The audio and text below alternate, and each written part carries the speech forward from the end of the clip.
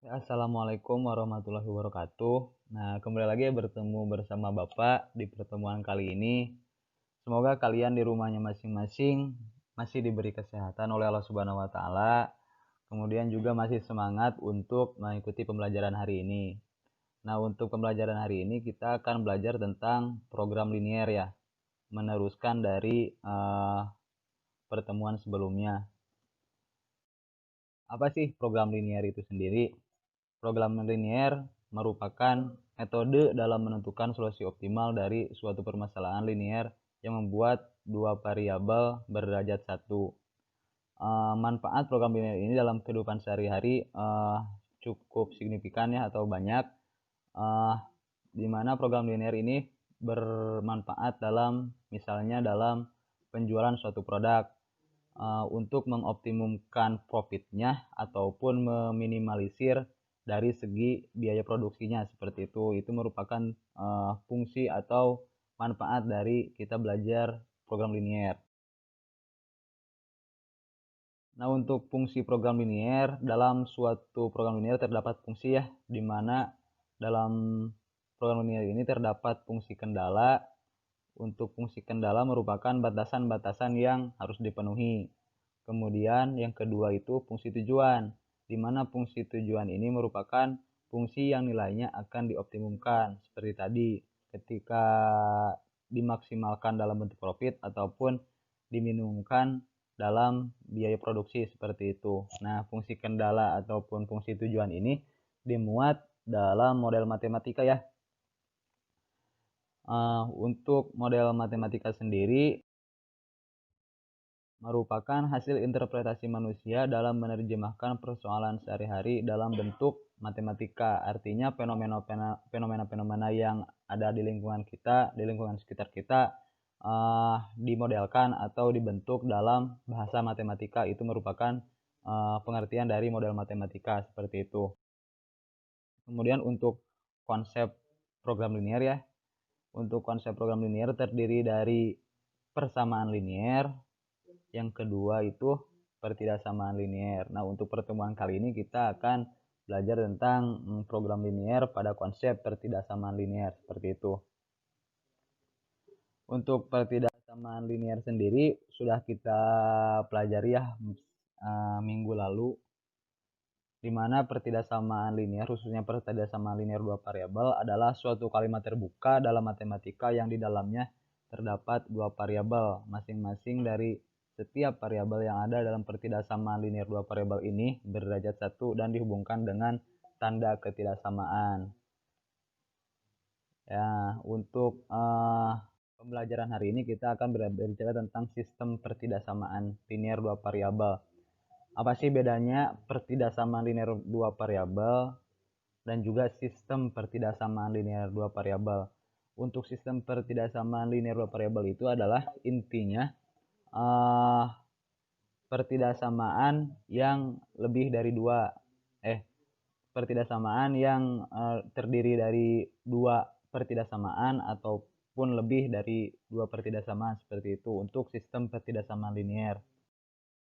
Nah, bentuk umum dari pertidaksamaan linier teman-teman atau kalian juga sudah tahu ya di pertemuan sebelumnya. Untuk bentuk pertidaksamaan linier terdiri dari bentuk ketidaksamaan seperti AX tambah BY kurang dari C, kemudian AX tambah BY lebih dari C, kemudian AX tambah BY kurang dari sama dengan C, kemudian AX tambah BY lebih dari sama dengan C. Itu ya bentuk umum dari pertidaksamaan. Di mana untuk A dan B ini merupakan koefisien, kemudian C-nya konstanta, dan kemudian untuk X dan Y-nya variabel ya. Nah, karena ini kita belajar tentang pertidaksamaan dua variabel, maka untuk variabelnya sendiri kita di sini ada X dan Y seperti itu. Nah, untuk melanjutkan dari materi kemarin, nah sekarang kita akan menentukan daerah penyelesaian dari sistem pertidaksamaan linier dua variabel. Nah, untuk langkah-langkah menentukan daerah penyelesaian sama ya seperti minggu kemarin. Satu, tentukan model matematika dari suatu permasalahan. Nah, nanti kalian akan diberikan soal cerita atau soal-soal yang memang berdekatan dengan kehidupan kalian. Kemudian nanti kalian modelkan ke dalam bahasa matematika.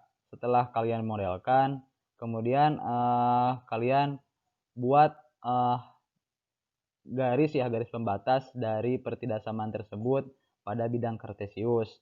Nah, kalian juga mungkin sudah tahu ya bagaimana cara membuat garis pembatasnya dari pembelajaran sebelumnya. Kemudian pilih sembarang titik untuk menjadi titik uji dari pertidaksamaan atau pada bidang kartesius tersebut.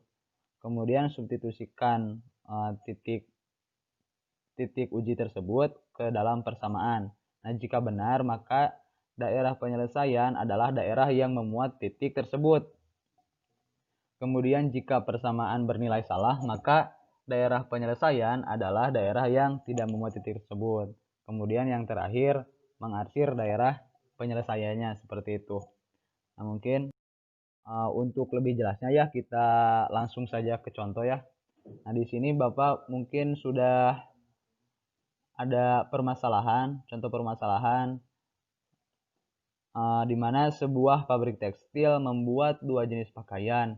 Nah, pembuatan pakaian jenis A memerlukan 6 jam pada mesin bordir dan 4 jam pada mesin jahit. Dan pakaian jenis B memerlukan 2 jenis mesin bordir dan 8 jam pada mesin jahit. Kedua mesin tersebut setiap harinya bekerja masing-masing tidak lebih dari 24 jam. Jika setiap hari dibuat X buah pakaian A dan Y buah pakaian B, tentukanlah daerah penyelesaiannya. Seperti itu ya. Nah, kita coba lihat alternatif penyelesaiannya ya. Nah, kita misalkan dulu ya ke dalam bentuk variabel. Hal-hal yang diketahuinya kita modelkan terlebih dahulu dalam bentuk bahasa matematika atau bahasa matematika. Nah, kita misalkan pakaian jenis A sama dengan X, kemudian pakaian B sama dengan Y. Maka diperoleh dari permasalahan tersebut kita peroleh tabel seperti ini ya. Nah, seperti ini. Kemudian kita modelkan. Nah, kita modelkan ya. 6X tambah 2Y, 6X tambah 2Y ya. Untuk mesin bordir kapasitasnya tidak lebih kan. Kalau tidak lebih kan artinya maksimal si mesin bordir ini bekerja atau kapasitas kerjanya itu 24 jam. Jadi kita bentuk ketidaksamanya itu sendiri kurang dari sama dengan seperti itu. Kemudian jika kita sederhanakan maka jadi 3X tambah Y kurang dari sama dengan 12. Yang kedua, pertidaksamaan yang kedua yaitu untuk mesin jahit 4X tambah 8Y kurang dari sama dengan 24. Kita sederhanakan menjadi X tambah 2Y kurang dari sama dengan 6. Nah, kemudian kalian juga jangan lupa karena ini merupakan masalah atau kejadian nyata, maka X dan Y pasti bilangan bulat positif. Maka model matematika berikutnya adalah X lebih dari sama dengan 0 dan Y juga lebih dari sama dengan 0. Maka untuk pertidaksamaan dari permasalahan tersebut adalah 3X tambah Y kurang dari sama dengan 12, X tambah 2Y kurang dari sama dengan 6, X lebih besar dari 0, kemudian Y juga lebih besar dari sama dengan 0. Seperti itu ya. Nah, selanjutnya kalian harus membuat grafik fungsinya.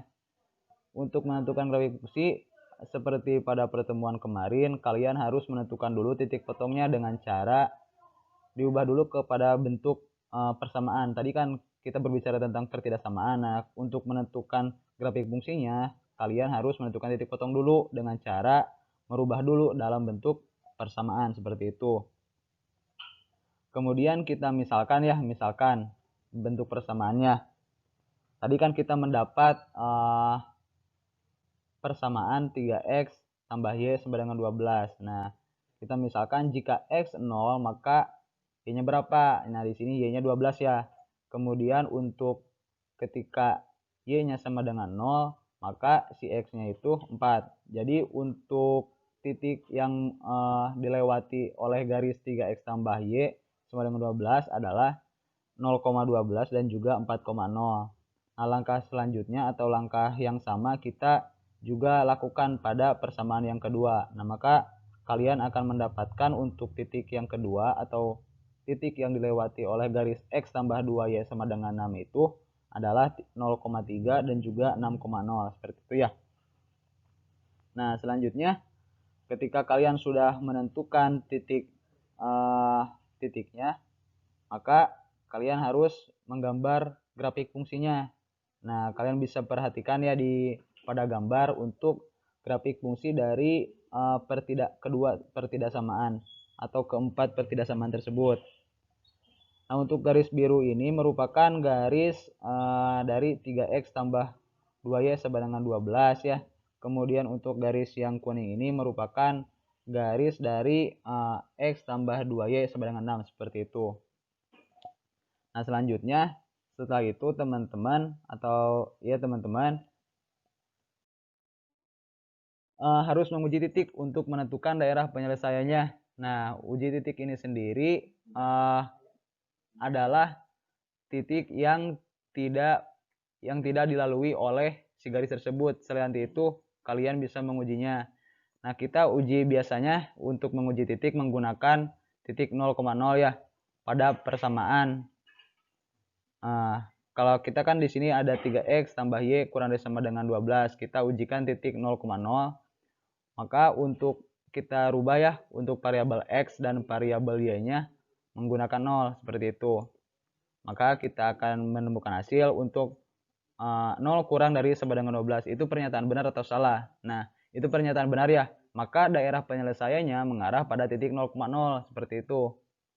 Kemudian langkah yang sama kita lakukan pada persamaan yang kedua. Kita ujikan juga titik 0,0 pada persamaan yang kedua.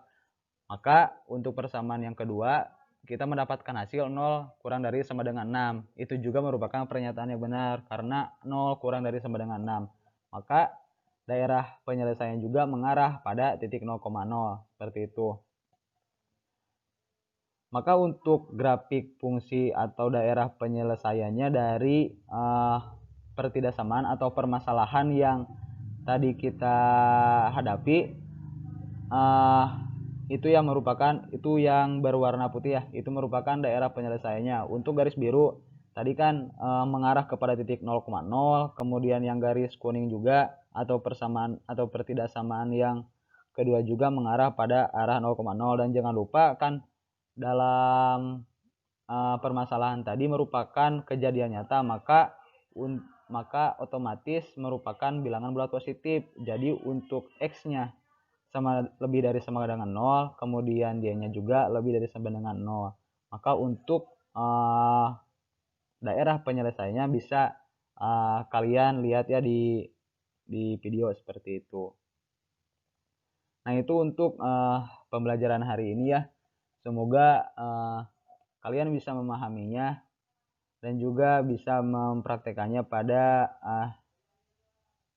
pembelajaran hari ini. Semoga bermanfaat untuk kalian. Terima kasih atas perhatiannya. Mohon maaf atas kesalahannya. Wassalamualaikum warahmatullahi wabarakatuh.